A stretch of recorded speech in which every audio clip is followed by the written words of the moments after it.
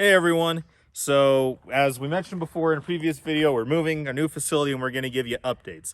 So we're going to give you some updates. It's absolutely a work in progress, so forgive the mess a little bit right now, but you'll be able to see kind of what we're going for. And if you guys have any suggestions or anything like that, I'd be glad to hear it, but only constructive. So come on, let's go.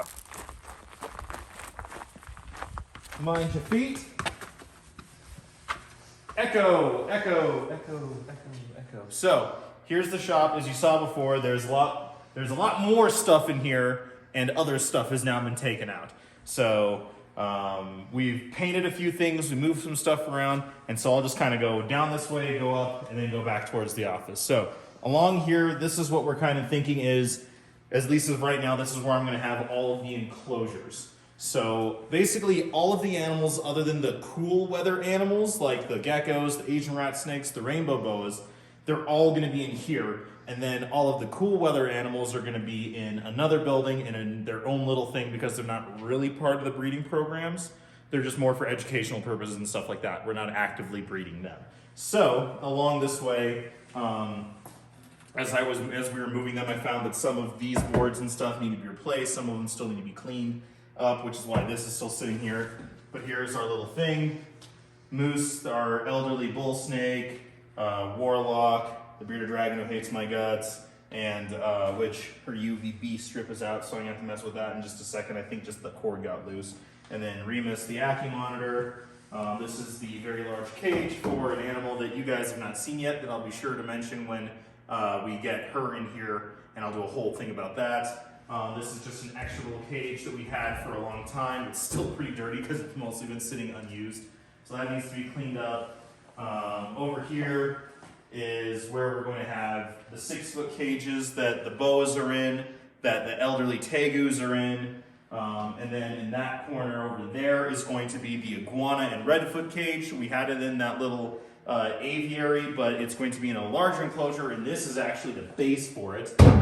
So this is a full 8x4, so it's going to be a lot more room, and it'll be a full 7 feet tall instead of 7 feet at its apex. It's going to be a full 7 feet, and we'll be able to have more climbing room and more room for all the animals that are cohabitating together in there. So hopefully that'll be a lot better for them, as well as we found this really cool thing we might be able to use for an actual hide for the tortoises, which I think will be really cool.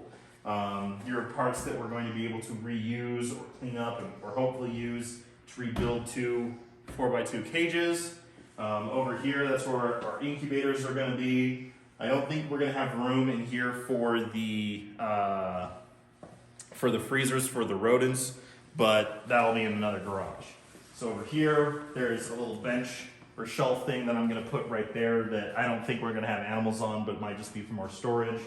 The cool bay window, or the bay door thing. So again, so this is the part where I say mind the mess, because it's definitely in works. So here are, if you guys remember before, all of the shelving was over here on this wall. Well, this was very heavy because it was all in 2 giant pieces. So here, so this is where the Timor monitor, their cage is, we rehomed the Timor monitor because we felt it'd be better for someone who could give more time to just him specifically. So we're gonna put Juliet, who liked in that more arboreal setup, into his old enclosure. So it'll still be tall, but much bigger because she's a big carpet python right there. More enclosures right there. These are the very large tubs that we're gonna put for our adult ball pythons. Building 3 of these racks here so that way we'll have the ability to move them faster because we're fighting Colorado winter right now. So these are these very large tubs. Like, these aren't those 41 quarts. These are much, much bigger for an adult ball python. So baby steps, right? Still rack systems, but doing a lot better for them for that. This is really cool over there. Sorry again for the mess. Like, I have the heat tape ready to go, but it's not hooked up or anything like that. This is more shelving that will be our more for actual storage shelving. So I'm starting to move them over here for that. More storage there. Over here, I'm gonna get 2 sinks right here. Because for the state of Colorado to be licensed for a big breeding thing and everything like that, I need sinks, so that's where those are gonna go. And then all of the racks, which we have 1 set up ready to roll, are gonna be along this wall. So all of the rack systems that we have, and we'll still try to separate them out as best as we can. Here's all the shelving. This is where we're gonna have like the little cages from the arid room and other cages like that. Still setting up timers and things.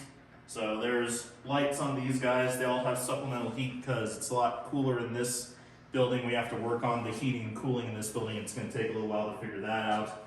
But these are all painted, stained, and sealed.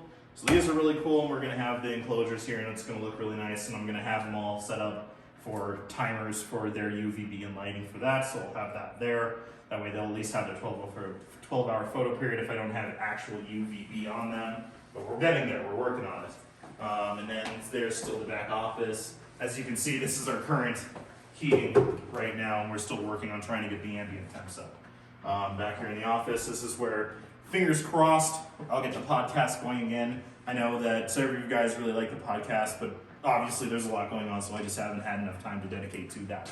But here is the update for this right now as we get more animals in here. We have some animals already down here, like this is the Thayer's king snake with the bioactive tub, sandfish milk snake, the woodhouse toad. There she is. But that's all we have right now. We'll keep you guys updated, keep you guys in the loop. I really appreciate it. If you want more updates sooner, if you want to kind of help contribute to this, it'd be super amazing if you guys checked out our Patreon. We have plenty of levels, lots of stuff that, lots of patronage gifts like wristbands, t-shirts, interactions, things like that, as well as first ups to availability lists when our next season comes around, which might take a bit of a back seat because whenever you move a big collection like this, their stuff gets all out of whack, and it usually takes a while to get, kind of resynced. So our 2022 breeding season may not be as spectacular as we would like, but that's okay. And thank you very much. I really appreciate it. Hope you guys are enjoying the reptile content. I absolutely love being able to do this for everybody out there. I really appreciate all the great positive feedback. It means the world to me. Hope you guys are having a great day, and we'll check you next time.